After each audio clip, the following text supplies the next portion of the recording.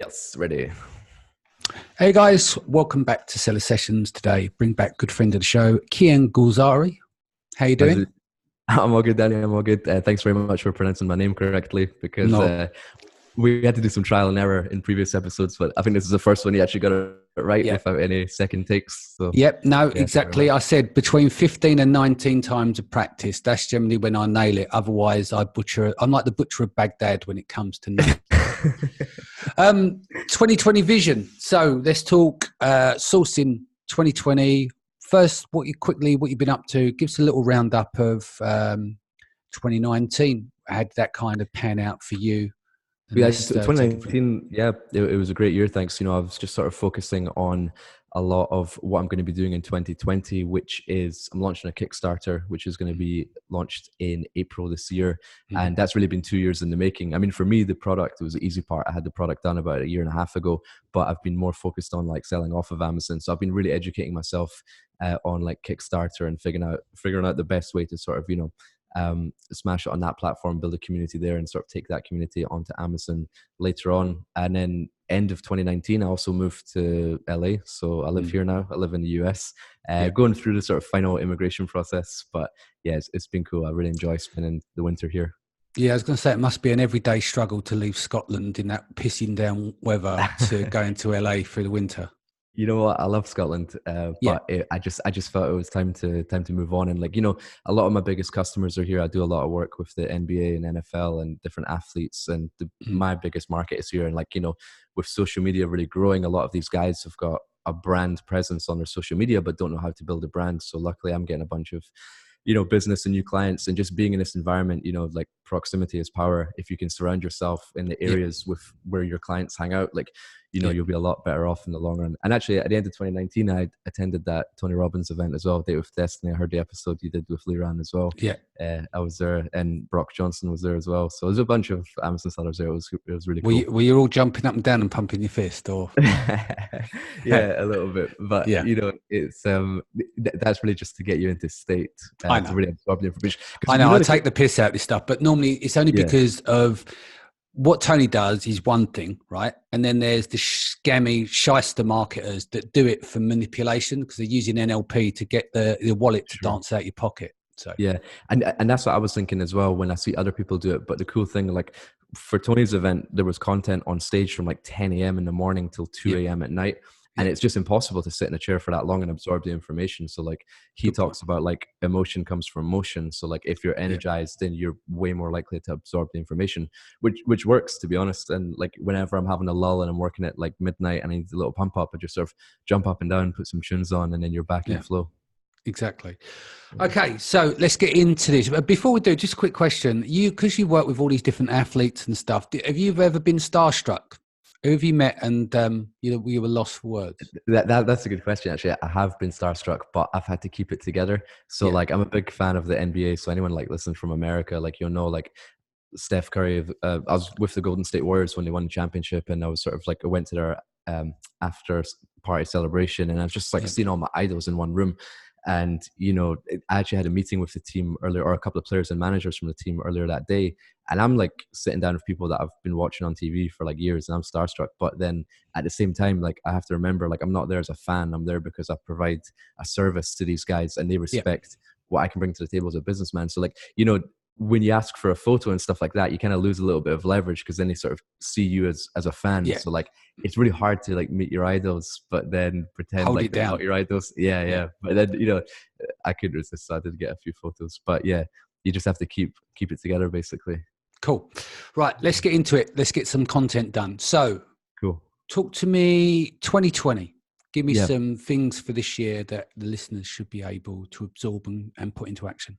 Well, the big thing is like my whole background and experiences, is like sourcing from China. So right around the corner on the 25th of January is Chinese New Year. And Chinese New Year, like the date changes every year because they go like lunar calendar. So, a lot of people sort of ask around Chinese New Year how you should be like interacting with your suppliers and how to make the most of it and things like that. And I would say that, their Chinese New Year is like our Christmas, the same way they reach out to us and say like Merry Christmas and send a card sometimes and send photos. we have to return a favor to them, because as you know, like working with China is all about relationships, and this is just another way to strengthen that relationship, to show that, you know, you really respect their holiday. And so what I would say is reach out to them. And what I do is I create like get your graphic designer to put like your company logo, Happy Chinese New Year. This year will be the year, or next year will be the year of the rat. So get a nice little rat on there as well. And then, you know, just say like, from all of us, wishing you a happy new year of the rat. And then, you know, just talk about a little bit about business for next year in the email, just to say, you know, we really appreciated your business last year, and we really hope to grow the business with you in the year of the rat, wishing you all the best wishes. And, you know, you can deliver that as a graphic by email, but I think it's also important to send a WeChat message. You know, you definitely should have the WeChat app on your phone, and just send them a audio message or a video message, just saying you're thinking of them. And it kind of depends how many suppliers that you've got. If you've got a lot, then maybe just do a mass message. But if not, they would definitely appreciate a personalized one as well. And, you know, some people ask, like, you know, should I send gifts and stuff like that? I was like, nah, like gifts are cool, like if you're meeting in person, if you're going to China, but like for New Year, just your well wishes will be enough. Yep. Let's while we're on the Chinese, let's talk about, I think you pretty much nailed it, is there's a big disproportionate amount of Chinese sellers versus Western sellers. Is that right? In terms of overall FBA sellers on Amazon. Yeah, true. What are some of the best things that people can look to? Obviously, you got Black Hat, and that's not all down to Chinese. That's various different people doing Black Hat, but that is unfair advantage on the platform if you won't be willing to give up your morals, right? So what I'm saying here is that you either going to fight back with the same thing, but you risk getting your account suspended, etc., or you take a different approach. What is the different approach that people should be doing in 2020 to take advantage? That's a really good point. So I heard a stat recently that 49% of the sellers on Amazon are Chinese. And if you think about it, it makes sense, because like Amazon are kind of welcoming the Chinese sellers on the platform, because at the end of the day, Amazon cares about the user experience. And if a Chinese factory can give a better price than what we can, then cool, they're welcome on the platform. So now you know that, okay, half the sellers are Chinese, and that's who you're competing with. So you know you can't really beat them on price. They're definitely going to be able to beat you on price. So how can you beat them? Well, you can beat them on branding. Like Chinese are very good at copying products, but they can't copy a brand. Like they can't copy that experience that the customer feels when they unbox your product, because you understand them as a customer. You know, you speak their language. You know, the welcome gift, the colors, whatever. However, when you know who your customer avatar is, you know exactly how to speak to them, and you know how to market to them. So just, I would say, double down on brand, really develop and build your own community. You know, I mean, what we're saying is quite high level, can be considered a bit fluffy, right? Tactically, what if we were to break that down? Because brand can be in a lot of things. So we're talking customer service, we're talking about packaging, we're talking about unboxing. Is there anything more we can go in more specific on the branding side that you think would be useful and advantageous for Western sellers?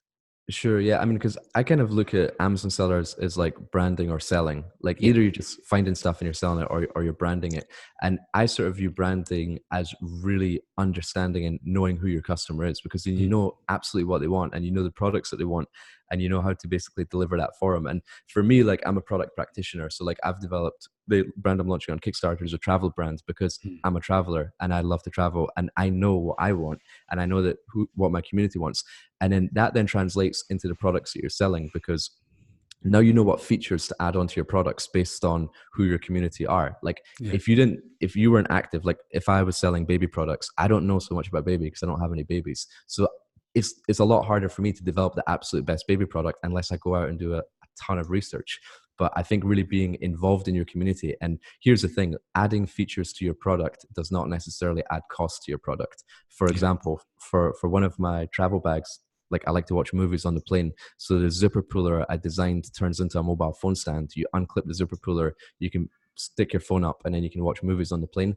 That zipper puller costs 25 cents to make, but it adds a ton of value. So that's kind of what I mean about like understanding who your customer is and then over delivering for them on the brand experience. And then, as you said, the brand also then relates into packaging as well, because, you know, now there's all this talk about, you know, sustainable materials and recyclable materials.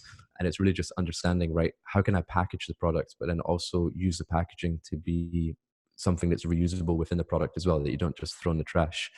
So, you know, if you're doing like a micro towel, a travel towel, a beach towel, you can use like a mesh pouch for the Don't do packaging. micro towels. Don't Do it. don't do spatulas. Don't do micro. Yeah, go on. Sorry. No, not true. It's a good point. But, you know, you can use like a sort of mesh drawstring bag as the packaging to have the hang tag displayed on it. But then you also use that when you use the product as well. So just think about ways that your customer will appreciate the lengths that you've gone to generate that brand experience. So then as a result, you create brand loyalty, and then they're more likely to sort of come back and shop from you. Yeah. Question for you. Knocking on the table. We done a podcast with someone a while back, and it got some various different feedback. There was long emails and stuff, like the tradition of tea and knocking on the table. What is your experience with this? I mean, Chinese traditions are very, very important. And, you know, you only really learn that when you go out to China and, you know, knocking on the table when you drink the tea and all that sort of stuff, you know, like the old emperor story and whatnot. And you just like pick these things up as you go to China. Do you implement that? Is that a big thing for you, or that only happens if they lead in that sense? No, I definitely do it as well. It's more of a respect thing, and it's more for me to show. Here's the thing: like some of the suppliers that I've been working with in China, I've been working with for over 10 years, so I don't need to show my experience. They know that, so I can just be myself, right? Okay, yeah. But if I'm meeting with a supplier for the first time, I'm going to pull all the tricks out to say, like, I know how it goes in China. So by showing you that I know these things, you're not going to bullshit me, basically. Yeah. So you get straight to the point a lot quicker because this respect's built early, because they're using various little test mechanisms, if you like. Yeah, definitely. I mean, it's exciting, man. It's fun. It's like you're kind of just reading each other's body language and stuff to sort of see like who can gain the little advantage. It is a game, to be honest. Yeah. But it's a lot of fun. Like I have a lot of fun with it. And, you know, I've been to over like 500 different factories in the sort of last 10 years. I've been back and forth in China. And honestly, every single factory I've been to, I've learned something. So that's why I love just always going to new factories. And, you know, China's always changing as well. It's developing so fast. It's probably the fastest growing economy in the world. And it has been for a long time. So like they're constantly changing. And, you know, a few years ago, they didn't even know about Amazon. Like, well, as you've been to 500 factories, tell us some outrageous stories, if you don't mind. Have you got any outrageous at the 500 you've been to? Any crazy shit that's gone on? Crazy shit. I mean, put me on the spot. I mean, I know. I've just seen a lot of different characters, you know, like people who survive in business because they do business the right way, and a lot of shady people who don't survive. Then you have the sort of good factories who do all the correct like factory audits and have got great procedures, and then the ones which just, you know, try to do like, you know, backdoor it, and then, you know. So basically I'm asking, have you turned up to a place where you've been sold the dream on the phone and it's an absolute shithole, or it's just shut down and it's on? Yeah. But that's why I visit so many factories, because I do all my own like due diligence. So like, let's say for example, you have a great meeting either through like Alibaba, you find a good connection, or you have a great meeting at the Canton Fair. Before placing an order, normally I go and visit them and just see what they're talking about. Because get this, like Canton Fair is a great place to source products. It's my favorite place to source. But you might go and you have a meeting with someone and you're like, how many workers have you got in your factory? Because I asked like a bunch of different questions to really understand what they're about. And, you know, if they say, oh yeah, we've got 400 workers in our factory, like, okay, cool. Yeah, I'll come visit you next week. And they're like, oh, well, really, you know, so it's normally 400, but in the low season, you know, it's like, it's like 95. And then you go to the factory and see they got like 50 workers. So you're like, well, okay, if they're lying about the number of workers they have, what else are they lying about? So it's these sort of like tricks that you can sort of figure out. And then you appreciate the ones who are honest. And then, you know, you've got the ones which say that they're a trading that they're a factory, but they're actually a trading company. And I get that as well, because like they have the perception that we think that trading companies add more margin, so we get scared off if we're not working directly with the factory. Whereas in fact, trading companies sometimes offer a much better service than factories do. But you know, there's ways to figure that out as well. You know, you get the old factory tour, and then I always make it a point to have tea with the boss, and the boss has always got the one of the biggest office. It's just that. That's just how it goes. And if you have tea in this little small shitty room, then you know it's not the boss's office. And then when I do the factory tours, I always check every single room. And then if I see a big office with a big guy, I'll just go in and introduce myself and talk to him. And you figure out, you know, oh, this is the brother's owner. You know, it's like, so you figure this stuff out very quickly once you actually go into the factory. And the thing is, if you don't sit down with the boss, you know your position on the food chain as well. So how much they're going to value you. Exactly. And that's the other thing, is like sometimes the boss doesn't get involved in the meetings because he doesn't speak English, but the sales staff do. So I always make it a point to meet the boss, even if they don't speak English. You know, in my broken Chinese, I'll have a little chat with them, but I'll always ask for a photo so that they always remember. And there's going to be a time when you're going to need to ask your factory for a favor, whether it be like credit terms or faster lead time or whatever. And then you always share the photo that you have with the boss, because then they're always going to remember that's the guy which came and visited us. Whereas if you never met the boss, you never got the photo of the boss, and they just think that you're not another guy who just inquired on Alibaba, they're not going to extend any favors to you. But if they remember, no, you went to their place of business and it was a respect thing and you got drunk together or whatever, they're definitely a lot more likely to extend you some favors. Cool. Right, so let's do a quick refresher for 2020. For those who've forgotten, I know we've covered some of this stuff on the show before, but let's do a refresher, for 2020. Let's talk about some 1 to 3 negotiation tactics that people should be employing as of today. So negotiation tactics, in terms of price, I would say the best thing you can do is really educate yourself on the market price, because like a lot of people just take the price that they're given and negotiate a little bit. But that's why I really like the Canton Fair, because like under one roof, you can go and talk to 5, 10, 20 different suppliers. And here's the thing, don't just ask for their price, because let's say it's a furniture chair, 5 people might have furniture chairs. Can I ask you a question here? Because I've always been against it when I've been to the Canton Fair, is never ask price whilst there, because they've got to pay for their stand. So I would say inherently that's jacked up that price until at least 3 weeks after the event, when they've worked out whether they broke even on their investment. Yeah, I mean, because it just comes down to like how experienced you are, because like, you know, they can just name their price. And here's the thing, it's common that they give you the fair price, like as in like the Canton Fair price, that like it's an inflated. So sometimes I've noticed that they actually give you a much lower price at the fair, because let's say you want to buy like a jacket, right? And it's like $10 was your target price and you got $10. You're like, okay, cool, I got my price for that product, I'm going to move on to the next one. And then when you go home, you know, and you receive the email quotation, then the email quotation says like $12. You're like, no, we agreed 10. Oh no, sorry, no, at the fair they made the mistake, it's actually 12. And then you're like, shit, because now they've lowballed you. Yeah, exactly. So they've lowballed you to get you down the funnel, and then they'll jack you up on remedial stuff. Yeah, exactly. Yeah, so like, so that can be common for people that you've not done business with. But here's like the way I like to get around that is to really show your experience. So what I like to say is like compare apples with apples. Like going back to the furniture chair example, you know, you might look at 5 different furniture chairs and just ask, like, give me the price of that. And you hear like $10, $12, $14, whatever, but you haven't got the full specification sheet. And the specification sheet is so important, because it'll say like the dimensions of the furniture chair. Is it steel? Is it aluminium? What the fabric is it polyester? Is it nylon? What's the thickness of the diameter of the tubing on the steel? Just down to the smallest minute detail. And then when you know what you want, then you say to them, I buy these like 40 by 80 centimeters chairs, which are 600D polyester, which are aluminium tubing. Give me your best price. They're like, okay, he knows what he's doing here. He's an experienced buyer of this product. We're not going to bullshit him. We're going to give him the best price. And then you go along the fair and you talk to all the different suppliers and you ask them for their price. But then here's the thing, you don't just go to the one with the cheapest price. You go to the supplier which you liked working with the most. You know, maybe they had a nice factory, or like you got along best with the sales representative, and you say, hey, by the way, like, you know, you offered me 10.20, but there's a guy down the hall who offered me like 9.80. If you can just match the price, then I'd like to, you know, do the business with you and work together with you for the long term.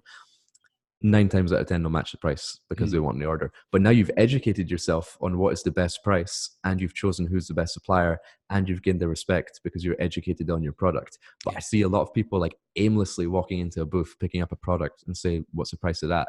Then they're just going to name their price, you know? Makes sense. So. Currency conversion. Obviously, this is going up and down. It has been because of Brexit and stuff. A little reminder there, what people can do in terms of saving some money this year. Yeah, that's a great point. So there's an awesome website called xe.com, which is basically, it tracks the currency, the US dollar against the RMB, and the RMB has really been strengthening against the dollar. And then like RMB have actually like devalued their currency to the lowest it's been in over 10 years to sort of deal with the Trump tariffs and whatnot. So how you can use this to your advantage is that, you know, look at the dollar against the RMB exchange rate, and then track it for like the last 1 year, 2 years, whatever. Look at the dates that you've placed purchase orders to your factory and say, look, I placed an order for $50,000 in March last year, and I placed an order for $50,000 in like November last year. Based on the same value order, the exchange rate benefited 10% in your favor. So you've made 10% more profit on the exchange rate alone. I'm not asking you to pass that saving back onto me, but what I'm asking is for a percentage of that. So if you made 10% based on the exchange rate, please pass a 7 or 8% discount back onto me. And it's important to say that that's not just extra margin in my pocket. I'm going to use that 8% saving to give a discount to my customer. A discount to my customer will be cheaper products. Cheaper products will mean more sales. More sales for me will be more orders for you. So you're not just saying, hey, give me money off. You're like, this is how I'm going to get you more orders. And you've basically used the exchange rate to do that. And, you know, as we always say, like, you know, working with Chinese is working in partnership. You know, it's never just, I'm the customer, you're the supplier. It's like, no, we're in this together. If it works for me, it works for you, and we're in this together. Cool. Sounds good. Right. Let's wrap here. Anything you want to add before we go? Yeah, I mean, going back to Chinese New Year, one thing I just want to say as a word of warning, right? I've been doing business with the Chinese for like over 10 years. And whenever I've had a quality issue, it's been an order which is shipped right before Chinese New Year, because normally the workers are not from that town and they're desperate to get home for the holidays. So they're just basically finishing off all the orders as fast as they can, and they're rushing it. And that's where they make mistakes. So just be very mindful of that when you're placing orders to factories. Try to avoid the Chinese New Year period. And the same works for after Chinese New Year, because the workers are off, the office workers are off probably about 7 to 10 days, but the factory workers are off for about a month. And when they come back, some of the factories only retain about 50% of their workforce. And then what happens is they have to go in and hire another 50%. And then when they hire those new 50%, they have to train them on those sewing machines and how they make products. So they make mistakes because it's the first time making that product. So try to avoid also placing orders right after Chinese New Year as well. Makes sense. And it's also the most expensive time to ship containers as well. True. Best way that people can reach you? Yeah, best way actually. So I've got a free group on Facebook. It's just called Sourcing with Kian, Kian, and it's a cool community. I actually started the group after we did the podcast about, I don't know, 6 months ago. I think it was back in July, and now we're over 1,000 members. And that's you know, great. The community just sort of post their questions. I answer it. Sometimes I do the occasional webinar, post blogs, and whatnot as well. So I'd say jump on Facebook, join Sourcing with Kian. Love to have you in the group. Apart from that, I'm doing a couple of China Magic trips again this year around the Canton Fair. So if you are interested in coming to China with us, definitely look up ChinaMagicTrip.com. Sounds good. And that's me. Hopefully stay in touch. And cool. While you're mentioning groups, we've started, or a guy called Stetson Seller started a group called Amazon FBA Memes. And if you're on my private page, you'll see a lot of the Amazon memes I've done. I've probably done about 100 now. So that group's absolutely flying. So if you want to have a bit of fun, piss taking, a bit of banter, go onto Facebook and check out Amazon FBA Memes and get involved in the fun. Can I just vouch for that? It's an absolutely hilarious group. You know, like, as this Amazon business can be quite stressful at times, and you just sort of scrolling through your newsfeed, you just see a meme that pops up, which is absolutely hilarious. So I would definitely jump in that group. Well, I mean, basically it's observations and everyday struggle, isn't it? It's complete piss take. The only thing is the fucking liabilities. Some of these posts I've had to delete just for legal reasons and stuff, because the community's gone a little bit crazy. Do you know what I mean? And so we'll have to put some rules in place, but it does pass the day, but you have to be careful, you know. But then saying that, there's all these people on a 4-hour work week. I'm sure they've got some time to make memes. So. Absolutely. Cool. All right, guys, thanks for joining us. If this is your first time, don't forget to hit the subscribe button, and I'll see you again in the next few days. Take care.